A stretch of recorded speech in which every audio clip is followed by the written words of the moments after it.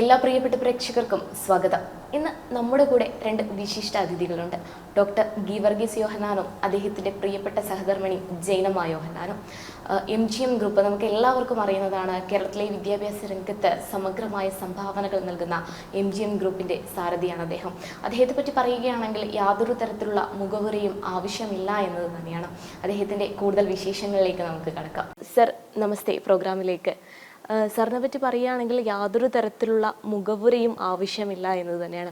എളിയ രീതിയിൽ ജീവിതം തുടങ്ങി വിദ്യാഭ്യാസ മേഖലയ്ക്ക് സമഗ്രമായ സംഭാവനകളാണ് സാർ നൽകുന്നത്. എന്തുകൊണ്ടാണ് ഈ വിദ്യാഭ്യാസ മേഖല തന്നെ തിരഞ്ഞെടുക്കാനുണ്ടായ കാരണം സാറിന് വേറെ മേഖലകളിലേക്ക് കടക്കാമായിരുന്നു. പക്ഷേ വിദ്യാഭ്യാസം എന്ന മേഖലയിലാണ് സാർ നിരവധി സംഭാവനകൾ നൽകിയിട്ടുള്ളത്. വിദ്യാഭ്യാസ മേഖലയിൽ ഞാൻ ആക്സിഡൻ്റലായിട്ട് വന്നെന്നേ ഞാൻ പറയത്തുള്ളൂ. കാര്യം ഞാൻ അങ്ങനെയൊരു ചിന്ത വരാനുള്ള കാരണം, ഞാൻ ഗൾഫിലായിരിക്കുന്ന സമയത്ത് എൻ്റെ അപ്പൻ പറയുമായിരുന്നു, എടാ ഒരു പള്ളിക്കൂടം തുടങ്ങണമെന്ന്. അപ്പോൾ അതെൻ്റെ മനസ്സിൽ ഇങ്ങനെ കിടന്നു. പിന്നെ നടന്നതെല്ലാം അതാണ് ഞാൻ പറഞ്ഞത്. അതൊരു ഒരു ഒരു ഇത്തിരി സംഭവ ബഹുലമായ ഒരു കഥയാണ്. അത് പറയണമെന്നുണ്ടെങ്കിൽ സത്യത്തിൽ എനിക്കുള്ള ആദ്യത്തെ സ്കൂള് കൊട്ടാരക്കരത്തെ സ്കൂള് എൻ്റെ സ്ഥലം ഞാൻ വാങ്ങിക്കുന്നത് കൊട്ടാരക്കര കോളേജ് തുടങ്ങിയ മാത്യൂസ് ദിദിയൻ ബാവ, ഞങ്ങളുടെ സഭയുടെ ബാവ തിരുമേനി പറഞ്ഞിട്ടാണ് ഞാൻ ആ പ്രോപ്പർട്ടി വാങ്ങിക്കുന്നത്. അദ്ദേഹത്തിന് വേണ്ടിയാണ് ഞാൻ വാങ്ങിക്കുന്നത്. അദ്ദേഹത്തിന് സ്കൂൾ തുടങ്ങാൻ വേണ്ടിയാണ് ഞാൻ വാങ്ങിക്കുന്നത്. എന്നോട് പറഞ്ഞ വസ്തു വാങ്ങിക്ക്, അഡ്വാൻസ് കൊടുക്കുമെന്ന് പറഞ്ഞ് കൊടുത്തു. എഴുതേണ്ട സമയമായപ്പോൾ പറഞ്ഞു, നീ നിൻ്റെ പേരിൽ എഴുത്, പിന്നെ എനിക്ക് ഞാൻ തിരിച്ചു വാങ്ങിച്ചോളാം എന്ന് പറഞ്ഞു. അതിനുശേഷം ഞാൻ തിരുവനന്തപുരത്ത് തിരിച്ച് എൻ്റെ കയ്യിൽ നിന്ന് വാങ്ങിക്കണം എന്ന് പറഞ്ഞപ്പം തിരുവനന്തപുരം പറഞ്ഞു, നീ തന്നെ ഒരു പള്ളിക്കൂടം തുടങ്ങും എന്നോട് പറയുക ചെയ്യുന്നത്. അപ്പോൾ ഞാൻ തിരുവനന്തപുരം പറയുന്നു, ഞാനായിട്ട് സ്കൂൾ തുടങ്ങിയിട്ട് രൂപത്തിൽ എനിക്ക് അങ്ങനെയുള്ള ബോധവും വിവരമൊന്നും ഇല്ലല്ലോ എന്ന് പറഞ്ഞപ്പം പറഞ്ഞാൽ എന്നെ ഇട്ടിരിക്കുന്ന കുപ്പായത്തിൻ്റെ അടിയിലോട്ട് എന്നെ ചേർത്ത് പിടിച്ചിട്ട് കയ്യിലിരുന്ന് കുരിശെടുത്ത് എൻ്റെ തലയിൽ അടിച്ചിട്ട് പറഞ്ഞത്, നിനക്ക് ചെയ്യാം, നീ ചെയ്യുന്നത്. അങ്ങനെ എനിക്ക് ഒരു അനുഗ്രഹം കിട്ടിയപ്പോൾ അടുത്ത അക്കാഡമിക് ഇയർ തന്നെ തുടങ്ങണമെന്ന് വിചാരിച്ച് ഞാൻ 3 മാസം കൊണ്ട് കൊച്ചുങ്ങളെ പഠിപ്പിക്കാനുള്ള ക്ലാസ് റൂംസും ഓഫീസും എല്ലാം ചെയ്തിട്ട് 1994 ജൂണിൽ ഞാൻ ആദ്യമായിട്ട് കൊട്ടാരക്കര സ്കൂളിൽ തുടങ്ങുകയും ചെയ്തത്. ആ സ്കൂൾ തുടങ്ങിയപ്പോൾ എനിക്ക് കിട്ടിയ ആ കുട്ടികളെ കണ്ടപ്പോൾ അവർ രാവിലെ അവരുടെ പ്രാർത്ഥനയൊക്കെ കഴിഞ്ഞ് അവരുടെ അസംബ്ലിയൊക്കെ കഴിഞ്ഞ് അവർ പിരിഞ്ഞു വരുമ്പം ഈ കുഞ്ഞുങ്ങൾ നടന്നു പോകുന്ന, അവർ സന്തോഷിക്കുന്ന ഇതൊക്കെ കണ്ടപ്പോൾ എൻ്റെ മനസ്സിൽ തോന്നി, ഇത് കൊള്ളാൻ വേണ്ടി ഈ പരിപാടി എന്ന് പറഞ്ഞു കഴിഞ്ഞാൽ കണ്ട് സന്തോഷിക്കാനായിട്ട് ഈ പരിപാടി കൊള്ളാം എന്നെനിക്ക് തോന്നി. ഞാൻ പല ബിസിനസ്സിലും ഞാൻ ഇടപെട്ടിട്ടുള്ളൊരു മനുഷ്യനാണ്. അപ്പോൾ ഇത് കണ്ടപ്പോൾ ഇതുകൊണ്ടുണ്ടാകുന്ന മാനസിക സംതൃപ്തി എനിക്ക് വേറെ ഒന്നിലും ഞാൻ കണ്ടിട്ടില്ല. സമ്പത്തിലോ എൻ്റെ പ്രോപ്പർട്ടിയിലോ എനിക്കുണ്ടാകുന്ന ഏത് ക്രെഡിറ്റിലും ഞാൻ സന്തോഷിച്ചിട്ടില്ല. ഈ കുട്ടികളെ കാണുമ്പോൾ കിട്ടുന്ന ഒരു സന്തോഷം. അങ്ങനെയാണ് 2005 തിരുവനന്തപുരത്ത്, രണ്ടാമത്തത് 2006 എറണാകുളത്ത്, അങ്ങനെ ഓരോ വർഷവും 1, 2, 3 വെച്ച് തുടങ്ങി ഇന്ന് 27 ഇൻസ്റ്റിറ്റ്യൂഷൻ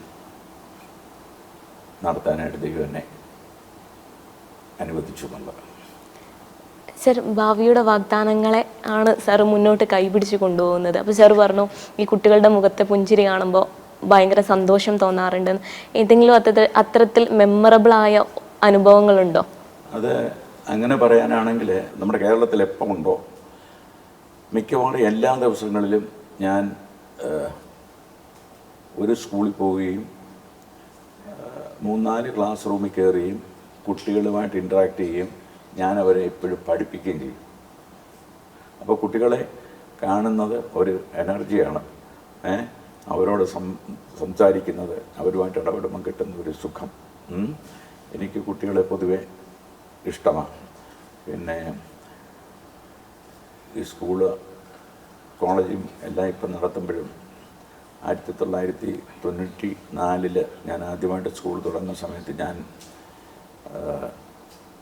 എൻ്റെ എല്ലാ അഡ്വർടൈസ്മെൻറ്റിലും എല്ലാ നോട്ടീസിലൊക്കെ എഴുതി വെച്ചതാണ് നോ ഡൊണേഷൻ നോ ക്യാപിറ്റേഷൻ. ഞാൻ ആരുടെയും കയ്യിൽ നിന്ന് ₹1 പോലും ഞാൻ വാങ്ങിച്ചിട്ടില്ല. ഇതെല്ലാം ഗൾഫിൽ നിന്ന് തിരുവനന്തപുരം എനിക്ക് തന്നത് ഞാൻ ഇവിടെ കൊണ്ടുവന്ന് ചെയ്തതാണ്. അപ്പോൾ ഇതൊരു ബിസിനസ്സായിട്ട് ഞാൻ കണ്ടിട്ടില്ല.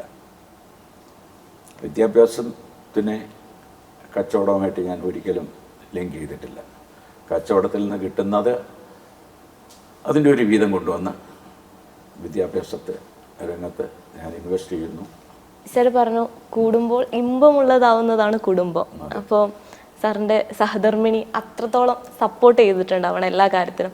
കാരണം സാറ് യാത്രകളിലായിരിക്കും, പുതിയ പ്രൊജക്റ്റുകളുടെ അല്ലെങ്കിൽ അതിൻ്റെ ഒക്കെ ഒരു ആശയത്തിലിരിക്കുമ്പോൾ അവരുടെ ഒരു പിന്തുണ അത് എത്രത്തോളം ഉണ്ടായിരുന്നു സാർ?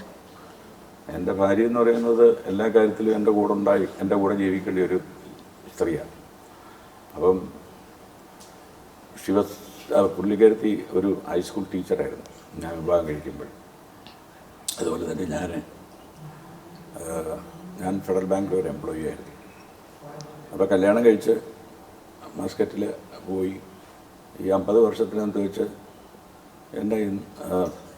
എൻ്റെ ഈ ശാസനയും ഇത്രയും വർഷമായിട്ടും ഒരു ദിവസം പോലും ഞങ്ങൾ പിണങ്ങി കിടന്ന് ഉറങ്ങിയിട്ടില്ല,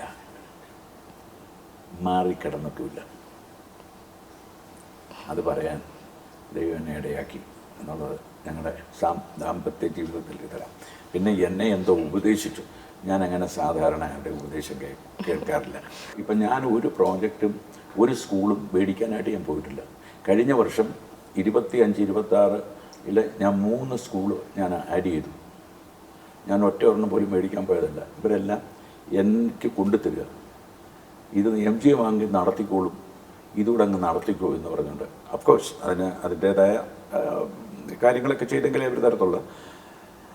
അങ്ങനെ കഴിഞ്ഞ വർഷം 3 എണ്ണം എടുത്തു. ഈ വർഷം ദൈവം ചോദിച്ചാൽ അടുത്ത 3 വരും, ഞാൻ 30 ആക്കും. ഈ ഫീൽഡിൽ നിന്ന് പിന്മാറാൻ തീരുമാനിച്ചിട്ടില്ല, വീണ്ടും യൂണിവേഴ്സിറ്റി.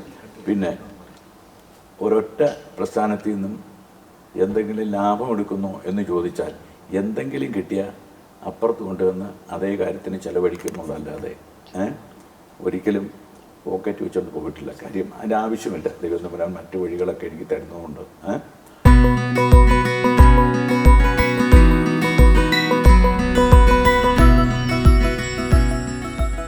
അതായത് ഒരു അധ്യാപികയായിരുന്നു. അപ്പം ഈ വിദ്യാഭ്യാസ മേഖലയിലേക്ക് ഇറങ്ങുമ്പോൾ അദ്ദേഹം ആരുടെയും ഉപദേശങ്ങൾ കേൾക്കാറില്ല എന്ന് പറഞ്ഞു.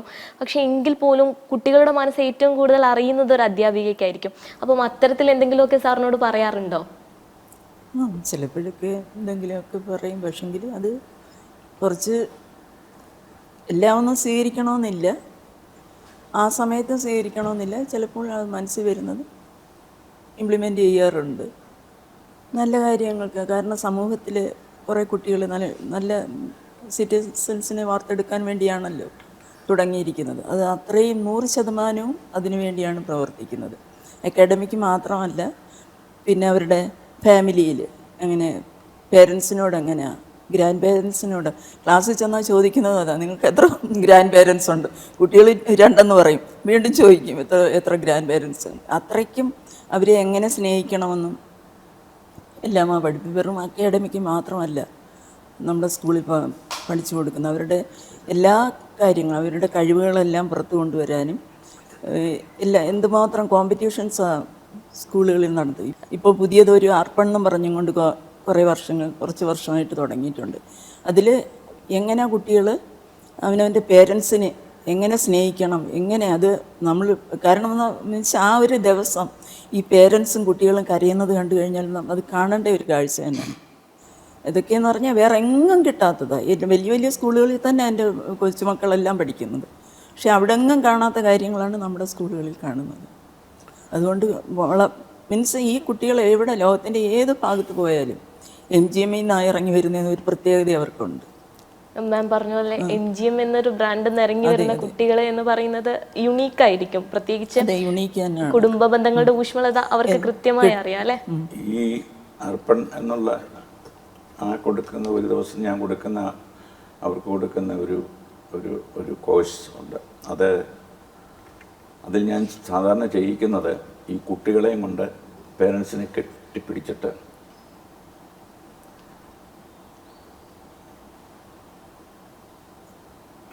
ഞാൻ അവരെ കൊണ്ട് പറയിപ്പിക്കുന്നതറിയാം. അവരെ കൊണ്ട് പ്രതിജ്ഞ അടുപ്പിക്കുകയാണ്. ഞാൻ പറയും, നിങ്ങൾ ജീവിച്ചിരിക്കുന്നിടത്തോളം കാലം, ഞാൻ ജീവിച്ചിരിക്കുന്നിടത്തോളം കാലം ഞാൻ അച്ഛനെയും അമ്മയും കളയില്ല. അത് ഞാൻ പറയിപ്പിച്ചിട്ട് MGM ഞാൻ ഒരു കുട്ടിയെ പറഞ്ഞു കൊടുത്തുള്ളൂ. പേരൻസിനോട് നിങ്ങളുടെ കുട്ടി അല്ലെ ദൈവം നിങ്ങൾക്ക് തന്നതാണ്, അവരെ സ്നേഹിക്കുകയും അവരുടെ കൂടെ ജീവിക്കാൻ നിങ്ങൾ ആഗ്രഹിക്കുകയും ചെയ്യണം. ഇങ്ങനെയൊക്കെ ചെയ്യുന്നത് കൊണ്ടാണ് ഈ സ്കൂൾ നടത്തുന്നതിനകത്ത് കിട്ടുന്ന ഒരു സുഖം ഞാൻ അനുഭവിക്കുന്നത്. അപ്പം ഈ പ്രോഗ്രാമിൽ ഞാനിവിടെ ഉണ്ടാവില്ല. ഞാൻ അവിടെ ആയിരിക്കുന്ന സമയത്തും കംപ്ലീറ്റ് റെക്കോർഡ് ചെയ്ത് എനിക്ക് അയച്ചു തരും. അപ്പം ഞാനത് വിജയിച്ചോ ഇല്ലയോ എന്ന് മനസ്സിലാക്കുന്നത് എത്ര പേരൻസ് കരഞ്ഞു, എത്ര കുട്ടികൾ കരഞ്ഞു എന്നുള്ളത് അത് ഞാൻ കൗണ്ട് ചെയ്യും. കരയാത്ത ഒരൊറ്റ പേരൻ്റ് പോലും ഉണ്ടാവാൻ പാടില്ല, കരയാത്ത ഒരൊറ്റ കുട്ടി ഉണ്ടാവാൻ പാടില്ല. അത് ഞാൻ എൻ്റെ പ്രിൻസിപ്പൽസിൻ്റെ അടുത്ത് പറയുന്നതാണ്. നിങ്ങൾ ഈ പ്രോഗ്രാം നടത്തുമ്പോൾ പശ്ചാത്തപിക്കാത്ത, എഗ്രിമെൻ്റ് ഉണ്ടാക്കാത്ത അച്ഛനും അമ്മയും ഞാനുമായിട്ടുള്ള ഒരു എഗ്രിമെൻ്റ് ആ കുട്ടിയുടെ ബോധത്തിലുണ്ടാവണം. ഞാൻ സത്യം ചെയ്തത് ഞാൻ ഒരിക്കലും മാറില്ല എന്ന് സത്യം ചെയ്യിപ്പിച്ച് വിടാനായിട്ട് ഉള്ള ഒരു ഭാഗ്യം സ്കൂൾ നടത്തിപ്പിൽ കൂടെ എനിക്ക് കിട്ടുമെന്നുള്ളതാണ് എൻ്റെ സംതൃപ്തി. സാർ മാതാപിതാക്കളുടെ കാര്യം സൂചിപ്പിച്ചപ്പോൾ സാറിൻ്റെ മെമ്മറി അച്ഛനെയും അമ്മയും കുറിച്ച് ആ സമയത്ത് നിങ്ങൾ തമ്മിലുണ്ടായ ഒരു കണക്ഷൻ? ഞാൻ ഒരു കർഷക കുടുംബത്തിൽ ജനിച്ചത്. എൻ്റെ വീട്ടിൽ ഞങ്ങൾ കൃഷിക്കാരെന്ന് പറയുമ്പം കാളയും കലപ്പയും പശുക്കളും ആടും. ഞാൻ മൂത്ത മകനായതുകൊണ്ട് എല്ലാ കാര്യത്തിലും എന്നെ ഇന്നോളി വിപ്പിക്കായിരുന്നു. അപ്പം പൂട്ടാൻ പോകുമ്പം കാള അടിച്ചുകൊണ്ട് പോകേണ്ടി എൻ്റെ പണിയാണ്. രാവിലെ 5 മണിക്ക് പോകുമ്പം അവിടെ പോയി കാളയെ വെച്ച് പൂട്ടി അപ്പൻ ഒരു 8 മണി വരെ അപ്പൻ പൂട്ടും. അത് കഴിഞ്ഞ് ജോലിക്കാർ വരത്തുള്ളൂ പൂട്ടാൻ. അപ്പൻ 8 മണിയാകുമ്പോൾ അവൻ പുള്ളിയെ ഏൽപ്പിച്ചിട്ട് അപ്പൻ്റെ കടയിൽ പോകും. ഞാൻ ഒരു 8 മണിയാകുമ്പോഴത്തേക്ക് ഞാൻ വീട്ടിൽ വന്നിട്ട് സ്കൂളിൽ പോകുന്ന പരിപാടി. സ്കൂളിൽ പോയിട്ട് തിരിച്ചു വന്നിട്ടും കൃഷിയുടെ കാര്യത്തിലായാലും അപ്പൻ്റെ കച്ചവട കാര്യത്തിലായാലും ഞാനായിട്ട് പെട്ടെ ഊക്കും. പുള്ളിക്ക് അങ്ങനെ നിർബന്ധമുണ്ടായിരുന്നു. പുറയിൽ ഒരു നിഴലായിട്ട് നടന്നു എന്നുള്ളതാണ്. എൻ്റെ ഓരോ കാര്യത്തിലും എന്നെ പിടിക്കാൻ, എൻ്റെ ഓരോ കാര്യത്തിലും എന്നെ പിടിക്കാനും അപ്പൻ്റെ മനസ്സിൽ ഞാൻ എങ്ങനെയുള്ളവനായി തീരണമെന്ന് എൻ്റെ അപ്പൻ്റെ മനസ്സിൽ അങ്ങനെ ഒരു ചിന്ത ഉണ്ടായിരുന്നു. ഞാൻ വലിയ പഠിക്കുന്ന കാര്യത്തിൽ വലിയ മിടുക്കണമെന്നല്ലായിരുന്നു. പക്ഷേ നേരത്തെ ഈ സൺഡേ സ്കൂളിനൊക്കെ പോയി കഴിഞ്ഞാൽ ഏറ്റവും കൂടുതൽ അറ്റൻഡൻസ് ഉള്ള കിട്ടുന്നത് എനിക്ക്. അപ്പോൾ വളരെ സ്ട്രിക്റ്റായിട്ട് തന്നെ എന്നെ വളർത്തിയെടുത്തത്. കോളേജിൽ പഠിക്കുന്ന സമയത്തും വല്ലപ്പോഴും എന്നെ അടിക്കുമായിരുന്നു. കോളേജിൽ പഠിക്കുന്ന സമയത്തും എന്നെ അതുപോലെ ഉപദേശിക്കുകയും ചെയ്ത് എൻ്റെ ജീവിതത്തിൽ എന്നെ സ്വാധീനിച്ചത്, എന്നെ ഞാനാക്കിയത് ആരാന്ന് ചോദിച്ചാൽ എൻ്റെ അപ്പനാണെന്ന് ഞാൻ പറയും. പുതിയതായി വിദ്യാഭ്യാസ മേഖലയിൽ എന്തെങ്കിലും തരത്തിലുള്ള മാറ്റങ്ങൾ വേണമെന്ന് തോന്നിയിട്ടുണ്ട്? ഇപ്പോൾ സാർ പറഞ്ഞ പോലെ അർപ്പണ പോലെയുള്ള കാര്യങ്ങൾ കുടുംബത്തെ കൂടുതൽ, ആ ബന്ധങ്ങളെ, കുട്ടികളെ ഊട്ടിയുറപ്പിക്കുകയാണ്. MGM ചെയ്യുന്നതെന്ന് വെച്ചാൽ സൊസൈറ്റിക്ക് കൂടി ഉതകുന്ന തരത്തിൽ കുട്ടികളെ വളർത്തിയെടുക്കുക എന്നുള്ളതാണ്. അല്ലാണ്ട് വെറും എഡ്യൂക്കേഷൻ കൊടുക്കുക എന്ന് മാത്രമല്ല. അത്തരത്തിൽ എന്തെങ്കിലും ഒരു സമ്പ്രദായം വിദ്യാഭ്യാസ മേഖലയിൽ വേണമെന്ന് തോന്നിയിട്ടുണ്ടോ? ഇത് ഇന്നത്തെ ഏറ്റവും വലിയ പ്രശ്നം എന്ന് പറയുന്നത് പേരൻസിനോടൊപ്പം കുഞ്ഞുങ്ങളാകി പിന്നെ ജീവിക്കുന്നില്ലെന്നുള്ള ഏറ്റവും വലിയ ഇഷ്യൂ. കുട്ടികൾ വളരുന്നത് അനുസരിച്ച് പേരൻസ് വളരുന്നില്ല. ഇത് ഈ കുട്ടിക്ക് ബോധ്യപ്പെടുമ്പോൾ അച്ഛനെയും അമ്മയും അവൻ അംഗീകരിക്കാത്ത ഒരു സാഹചര്യത്തിൽ വരും. അവർ 15 വയസ്സുള്ള ഒരു കുട്ടിയെയും അവർ കാണുന്നത് 5 വയസ്സുള്ള അവനെ കാണുന്ന രൂപത്തിലാണ് ഈ കുട്ടിയെ കാണുന്നത്. കുട്ടി വളരുന്നതനുസരിച്ച് പേരൻസും വളരണം. അവരുമായിട്ട് ഡീൽ ചെയ്യുമ്പോൾ ഇവൻ ഇത്രയും പ്രായമുള്ള മനുഷ്യനാണ്, ഇവൻ ഇത്രയും പ്രായമുണ്ട്, അവനോട് പറയണം, നിനക്ക് ഇത്ര വയസ്സുണ്ട്, നീ ഇന്ന കാര്യങ്ങളിൽ ഇടപെടണം. നീ വീട്ടിൽ ഒരു പെൺകുട്ടി ആണെന്നുണ്ടെങ്കിൽ ഒരു 10 വയസ്സ് കഴിഞ്ഞാൽ ആ കുട്ടിയെടുത്ത് പറയണം, നീ പോയി നിൻ്റെ അമ്മയെ സഹായിക്കണം, നീ വീട് പിന്നെ വൃത്തിയാക്കണം, നീ ക്ലീൻ ചെയ്യണം, നീ അടുക്കളയെ ഹെൽപ്പ് ചെയ്യണം എന്ന് പറയുമ്പോൾ അങ്ങനെയാണ് ഒരു ബന്ധത്തിലേക്ക് വരുന്നത്. ഇപ്പം കുട്ടികൾ പൊതുവെ ഈ ഫോണും എടുത്തുകൊണ്ട് അവരവരുടെ മുറിയിൽ പോകുന്ന ഒരു സംവിധാനം, അതിനെ ഒഴിവാക്കാൻ നമ്മുടെ പേരൻസിനെ കൊണ്ട് കഴിയുന്നില്ല എന്നുള്ള ഏറ്റവും വലിയ പ്രശ്നം. കുട്ടികളെ മനസ്സിലാക്കുന്നില്ല. ഒരു കുട്ടി രാവിലെ എഴുന്നേറ്റ് വരുമ്പോൾ ഒരമ്മയ്ക്ക് മനസ്സിലാവണം ഇവൻ ഇന്നലെ എത്ര മണിക്കൂർ ഉറങ്ങിയെന്ന്, ഈ രാത്രിയിൽ എത്ര മണിക്കൂർ ഉറങ്ങിയെന്ന് കണ്ടുപിടിക്കാനുള്ള ബോധം ഒരമ്മയ്ക്കുണ്ടാവണം. ചോദിക്കണം, നീ എന്തെടുത്തു, നീ എന്തുകൊണ്ട് ഉറങ്ങിയില്ല. ട്രെയിനിങ് ഏറ്റവും കൂടുതൽ കൊടുക്കേണ്ടത് ഇന്നത്തെ പേരൻസിനാണ് കൊടുക്കേണ്ടത്, കുട്ടികൾക്കല്ല. ഏത് കാര്യം കുട്ടി കാണിക്കുന്ന കുഴപ്പത്തിനുള്ള കാരണം അവൻ്റെ കുടുംബത്തിൽ നിന്ന് കിട്ടുന്ന അവൻ്റെ ബോധങ്ങളാണ്, അവന് കിട്ടുന്ന അറിവുകളാണ്. അവർ പേരൻസ് എങ്ങനെയാണ്, ആ കുടുംബത്തിൽ എങ്ങനെയാണ്, കുടുംബത്തിൽ നിന്ന് സ്നേഹം കിട്ടിയെങ്കിൽ മാത്രമേ അവന് സമൂഹത്തെ സ്നേഹിക്കാൻ പറ്റത്തുള്ളൂ. അവൻ അന്യനെ സ്നേഹിക്കണമെന്നുണ്ടെങ്കിൽ സ്നേഹത്തെക്കുറിച്ച് കുഞ്ഞുനാളിൽ അവന് പറഞ്ഞു കൊടുക്കണം. ഞാനുമായിട്ട് ഇടപെട്ട് പോകുന്ന, എൻ്റെ സ്കൂളുമായിട്ട് ഇടപെട്ട് പോകുന്ന, ഞാൻ പഠിപ്പിക്കുന്ന കുട്ടികൾക്കുള്ള ഒരു വ്യത്യസ്തത ഫീൽ ചെയ്യണം.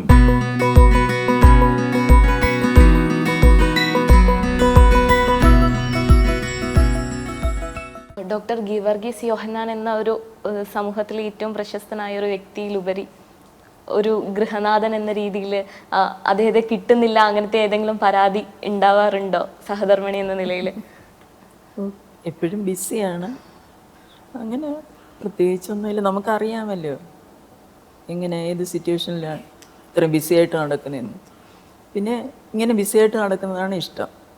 ഈ കുടുംബത്തെക്കുറിച്ച് പറയൂ, ബാക്കിയുള്ള ആളുകൾ അവരെന്ത് ചെയ്യുന്നു, എവിടെയാണ്? 3 പെൺകുട്ടികൾ. ആദ്യത്തെ ഇളയ മകനും, മൂത്ത ആൾ പിന്നെ അവളുടെ പേര് അൽഫ എഴുതുന്ന. ഞങ്ങൾ 2 മാത്സാണ് എടുത്തേക്കുന്നത്. അത് BSc മാത്സ്, ഞാനും BSc മാത്സ്. അപ്പോൾ ഈ മാത്സിന് എപ്പോഴും ഉപയോഗിക്കുന്ന നൊട്ടേഷനുണ്ട് അൽഫ. അങ്ങനെ ആദ്യത്തെ പെൺകൊച്ചിന് അൽഫ എന്ന് പേരിട്ട്. അവിടെ ഒരു IPS വിവാഹം കഴിച്ചത്.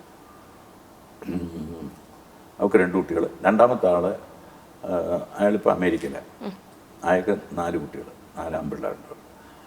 പിന്നെ മൂന്നാമത്തെ പിന്നെ ആൾ ഡോക്ടറാണ്, അവൾ എറണാകുളത്തുണ്ട്, അവൾക്ക് 4 കുട്ടികൾ. മകൻ എൻ്റെ കൂടെ മസ്കറ്റിൽ ബിസിനസ്സിനുണ്ട്, അവൻ്റെ 2 കുട്ടികൾ. അങ്ങനെ എല്ലാം കൂടെ 12 കൊച്ചുമക്കളുണ്ട് എനിക്ക് കേട്ടോ. അങ്ങനെ വരുമ്പോൾ ഞാൻ പരിപൂർണ്ണ സംതൃപ്തനാണ് കുടുംബ ജീവിതത്തിൽ. 100%. ഇപ്പോഴത്തെ വിദ്യാഭ്യാസ സമ്പ്രദായത്തിൽ എന്തെങ്കിലും പ്രത്യേകിച്ച് കൊണ്ടുവരണമെന്നോ അങ്ങനെ എന്തെങ്കിലും കരുതുന്നുണ്ടോ? കുഞ്ഞെ ഒന്നും കൊണ്ടുവരണ്ട, നല്ല കുഞ്ഞുങ്ങളെ. നിങ്ങൾ പഠിപ്പിക്കുന്ന കുഞ്ഞുങ്ങളെല്ലാം നല്ല കുഞ്ഞുങ്ങളാവും. പിന്നെന്തുവാ നല്ല കുഞ്ഞുങ്ങളെന്ന് ചെയ്യുന്നത്? കുടുംബത്തിൽ നല്ലത്, അച്ഛനും അമ്മയ്ക്കും നല്ലത്, നാട്ടുകാർക്ക് നല്ലത്, ദൈവത്തിന് നല്ലത്, അങ്ങനെയുള്ള കുട്ടിയാക്കി എടുത്താൽ മതി. നിങ്ങൾ വേറെ ഒരു പരിപാടിയും പഠിപ്പിക്കേണ്ട. ഈ കുട്ടിയെ വീട്ടിൽ കൊള്ളാവുന്നവനാക്കണം, വളർത്തണോ, പഠിപ്പിക്കാമോ, പഠിപ്പിച്ചെടുക്കണോ. That is enough. ഇതിനപ്പുറത്തോട്ട് വേറെ വിദ്യാഭ്യാസം ഇല്ല. സർ, അമേരിക്ക ഉൾപ്പെടെയുള്ള വിദേശ രാജ്യങ്ങളുടെ ആദരവ് ഉണ്ടായിട്ടുണ്ട്. അപ്പോൾ നമ്മുടെ അതായത് കേരളത്തിൽ നിന്നും അല്ലെങ്കിൽ ഈ 2 രാജ്യങ്ങൾ, അതായത് ഒരുപാട് രാജ്യങ്ങൾ സഞ്ചരിച്ചിട്ടുണ്ടാവും. അപ്പോൾ അത് തമ്മിൽ എന്തെങ്കിലും വ്യത്യാസങ്ങൾ തോന്നിയിട്ടുണ്ടോ? അതായത് ഇവിടെ പല പ്രൊജക്റ്റുകളും സ്വീകരിക്കുന്നതിലുള്ള രീതികൾ, അവിടുത്തെ ഒരു പാരൻറ്റിങ് അതുമായി കമ്പയർ ചെയ്യുമ്പം അത്തരത്തിലൊരു വ്യത്യാസം അനുഭവപ്പെട്ടിട്ടുണ്ടോ? കുഞ്ഞെ, ഞാൻ പറഞ്ഞല്ലോ, നമ്മുടെ ഭാരത സംസ്കാരം എന്ന് പറയുന്ന ഇത്രയും നല്ല സംസ്കാരം ലോകത്തെങ്ങുമില്ല. ഇവിടെ കാണുന്ന നന്മകളൊന്നും നിങ്ങൾ എവിടെ പോയാലും കാണുന്നില്ല. ഞാൻ ഇന്നലെ ഒരാളോട് പറയായിരുത്, ഈ കേരളത്തിൽ നമ്മൾ ജീവിക്കുമ്പോൾ നമ്മുടെ വീട്ടു ചെലവിന് നമ്മൾ ചിലവാക്കുന്ന അത്രയും പൈസ കൊണ്ട് ലോകത്ത് എവിടെ പോയാലും ജീവിക്കാൻ പറ്റില്ല. ഇവിടെ ഏറ്റവും ഇഷ്ട സാധനത്തിന് വില കുറവാണ്. അതുകൊണ്ടാണല്ലോ ഇവിടെ ജോലി ചെയ്തില്ലെങ്കിലും ജീവിക്കാൻ വെക്കുന്ന ഏക സ്ഥലം ലോകത്തുണ്ടെങ്കിൽ അത് കേരളമാണ്. ജോലി ചെയ്യാത്തവർക്കും ജീവിക്കാം, ജോലി ചെയ്തില്ലെങ്കിൽ ജീവിക്കാം. ഇന്ത്യയിൽ അങ്ങനെയാണ്. നമ്മൾ ഭയങ്കര സമർത്ഥരല്ലയോ. നമ്മുടെ ഇവിടെ പാവപ്പെട്ടവരൊന്നും കേരളത്തിൽ ആരെ സാധിക്കണമെന്ന് പറയത്തക്കണം ഉണ്ട്. സാധിക്കണമെന്ന് പറയുന്ന ആൾക്കാരുണ്ട്, യഥാർത്ഥത്തിൽ മുട്ടുന്നവർ. അവർക്കുള്ള സഹായങ്ങളൊക്കെ ഇപ്പോൾ കൊടുക്കാനുള്ള ഒത്തിരി സംവിധാനങ്ങളുണ്ട്. സെൻട്രൽ ഗവൺമെൻറ് ആയാലും സ്റ്റേറ്റിൻ്റെ ആയാലും അതെല്ലാം കിട്ടുന്നുണ്ട്. പിന്നെ എന്ന് പറഞ്ഞാൽ ഒരു രൂപയ്ക്ക് അരി കൊടുക്കുന്ന ഒരു രാജ്യം ലോകത്ത് എവിടെയെങ്കിലും ഉണ്ടോ? 1 രൂപയ്ക്ക് അരി കൊടുക്കുന്നു, 1 കിലോ അരി കൊടുക്കുന്നു.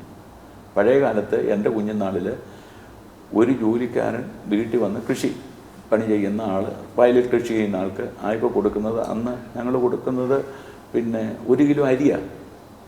ആ അരിക്കുള്ള നെല്ലാണെന്ന് കൊടുക്കുന്നത്. അന്നത്തെ ഒരു ദിവസത്തെ സാലറിയാണ് ഇന്ന് 1 രൂപയ്ക്ക് സർക്കാർ കൊടുക്കുന്നത്. അത്രയുള്ള ഒരു രാജ്യത്തിൽ എന്തോത്തിൻ്റെ കുറവാണ് നമുക്കൊന്നിൻ്റെ കുറവ്. കുഴപ്പമില്ല, നമ്മളുണ്ടാക്കി വെക്കുന്ന കുഴപ്പമേ ഉള്ളൂ കേട്ടോ. സമൂഹത്തിൽ എന്തൊക്കെ ചെയ്യാൻ കഴിയും എന്നതിന് ഉദാഹരണമാണ് താങ്കൾ. അപ്പോൾ പുതിയതായി വരുന്ന ആളുകൾക്ക് കൊടുക്കാനുള്ള ഒരു ഉപദേശം? ചെയ്യുന്ന ഏത് പ്രവൃത്തിയിലും സത്യസന്ധത ഉണ്ടാവണം, ആത്മാർത്ഥത ഉണ്ടാവണം. അത് പിന്നെ വളരും കേട്ടോ. വിദ്യാഭ്യാസം എന്നത് കുറച്ചുകൂടി പുരോഗമനപരമായി എല്ലാവർക്കും ലഭിക്കുന്ന ഒരു സിസ്റ്റത്തിലേക്ക് മാറിയെങ്കിലും ഗ്രാമീണ മേഖലയിൽ കൂടുതൽ ആളുകൾക്കും അതായത് സമൂഹത്തിൻ്റെ പൊതുനിരകളിലേക്ക് എത്താൻ പറ്റാത്ത അവസ്ഥയുണ്ട്. ഇപ്പം വയനാട് മുതലായ റൂറൽ ഏരിയകളിൽ അവിടെ നമ്മുടെ ഗ്രൂപ്പ് ചെയ്യുന്ന സേവനങ്ങൾ, അങ്ങനെ എന്തെങ്കിലും പ്രത്യേക പ്രോജക്റ്റുകളുണ്ടോ? ഇപ്പോഴത്തെ വയനാട്ടിലത്തെ അതിനുശേഷം ഞാൻ അവിടെ ഉള്ള 30 കുട്ടികൾക്ക് ഫീസ് കൊടുക്കാതെ ഞാൻ പഠിപ്പിച്ചോളാമെന്ന് ഞാൻ ഡിക്ലെയർ ചെയ്തതാണ്. 30 കുട്ടികളെ 1 രൂപ പോലും ഫീസ് മേടിക്കാതെ സ്കൂളിലോ എൻജിനീയറിംഗ് കോളേജിലോ പോളിടെക്നിക്കിലോ ഫാർമസിയിലോ ആർട്സ് ആൻഡ് സയൻസ് കോളേജിലോ 30 കുട്ടികളെ 1 രൂപ പോലും മേടിക്കാതെ ഞാൻ പഠിപ്പിക്കാമെന്ന് ഡിക്ലെയർ ചെയ്ത ഒരൊറ്റ കുട്ടി പോലും വന്നില്ല. ഒറ്റ കുട്ടി പോലും വന്നില്ല.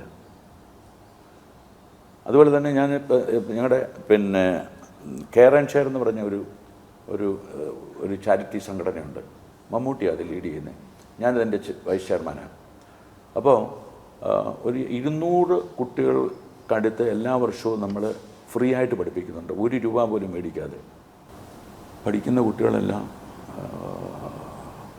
മിടുക്കനാവണം, അവർക്ക് ഭാവി ഉണ്ടാവണം, അവർ നന്മ ഉണ്ടാവണം, നല്ല ക്യാരക്ടർ ഉണ്ടാവണം എന്നൊക്കെ ആഗ്രഹിക്കുമ്പോൾ അതൊക്കെ മതിയെന്നേ.